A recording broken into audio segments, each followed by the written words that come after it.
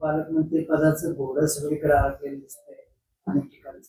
त्याला कारणीभूत सातारा आणि ठाणे असल्याचं एकंदरीत चर्चा आहे. काय सांगा? माझ्या असं काही कानावर नाही. कशामुळं अडले हे काही माझ्या कानावर नाही.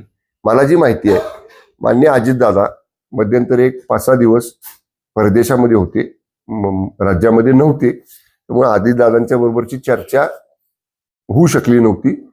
बावनकुळे साहेबांची माझी मध्यंतरी भेट झाली मी मुंबईला असताना. तर बावनकुळे साहेब म्हणजे दादा आलेले आहेत आता परदेशातनं, आता अजितदादा ते आणि शिंदे साहेब, फडणवीस साहेब असं आम्ही एकत्र बसू आणि लवकरच त्याच्यावर निर्णय करू असं मला बावनकुळे साहेबांनी सांगितलेलं आहे. तुम्हाला काय वाटतं? हे तिघ घेतील ना निर्णय. तुम्हाला वैयक्तिक काय वाटतं? हे तिघ जण जो निर्णय घेतील तो मला माझा वैयक्तिक निर्णय असेल. शिंदे साहेब, फडणवीस साहेब आणि अजितदादा जो निर्णय घेतील तो माझा निर्णय.